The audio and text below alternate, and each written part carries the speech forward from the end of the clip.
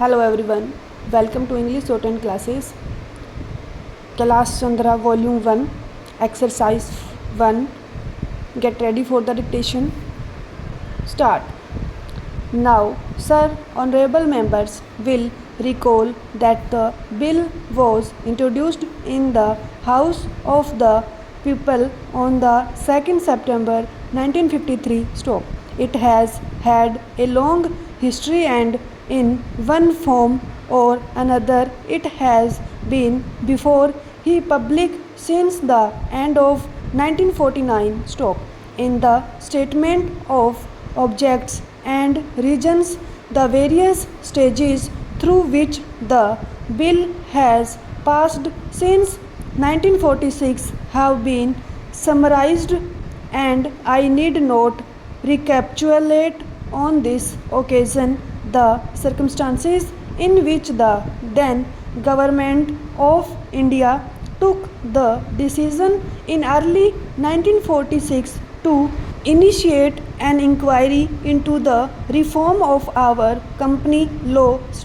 I would remind honorable members that between 1946 and 1948 the entire field of company law was carefully reviewed by two distinguished company law lawyers who were appointed to recommend the broad lines on which the present act should be revised.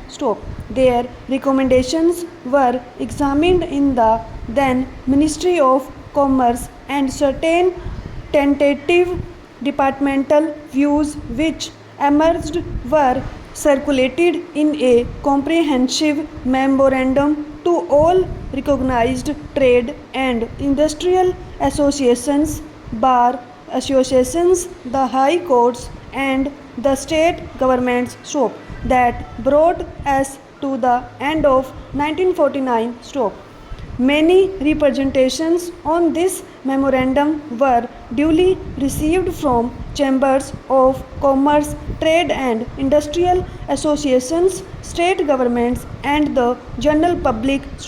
At the end of 1950, the government of India appointed a committee under the chairmanship of Sri Bhabha to go into the entire question of the revision of the Companies Act with particular reference to its bearing on the development of trade and industry in this country.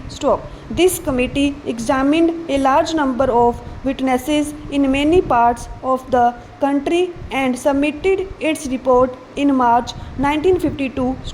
This report again was circulated to all state governments, chambers of commerce, trade associations, high courts, and many other bodies. At the same time, a special officer was appointed in the Department of Economic Affairs, Ministry of Finance, to examine the report in the light of the views received from the interested public and to submit proposals to government for the revision of the present act. The bill now before the House is based largely on the recommendations of the Company Law Committee, modified in a few particulars. Honorable members will notice that so far as public relations go, the bill has covered adequate ground.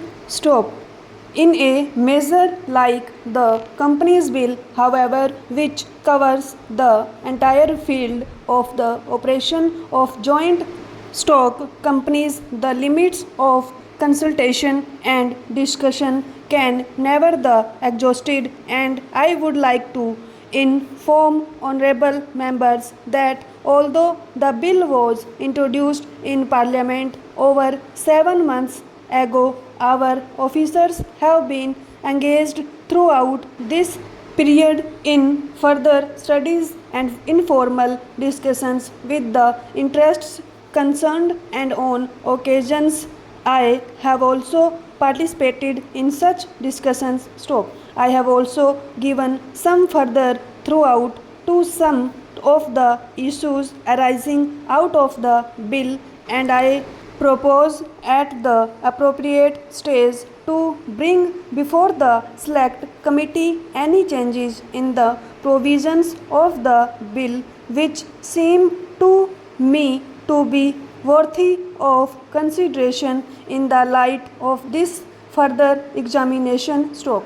No honorable members will have noticed that the bill contains 6 clauses and 12 schedules. Stop. I think it is probably one of the longest legislative measures in recent legislative history. Stop.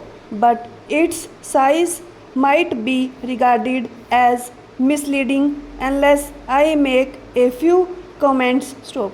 The bill is both, one must remember, a consolidating and amending measure. Stop. As mentioned in the statement of objects and reasons, this is the first opportunity which has occurred since 1923 for the consolidation of the Companies Act. Stop. Advantage has been taken of this opportunity to redraft several long and complicated sections in the present act which have been split up into a large number of clauses. Stop. This is the largest single factor accountable for the increase in the number of clauses in the bill. Stop. New clauses embodying substantial changes in the present law would hardly constitute more than a small fraction of the bill. Stop. I would also draw attention to the structural changes in the bill to which a reference has been made in the statement of objects and reasons. Stop. The redraft of the bill and the rearrangement of the existing chapters in the Companies Act in a more logical order have, I think, resulted in a noticeable improvement in the form of the bill, and I hope will facilitate better understanding and appreciation of the scheme. Stop. I wish that the act which came into effect long ago was implemented properly. Stop.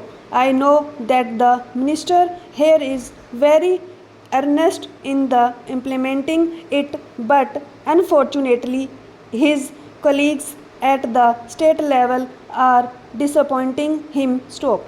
Unfortunately, no steps have been taken for trimming or toning up the administration at the state level and at the district levels. Stop. They have to be taken immediately. Stop.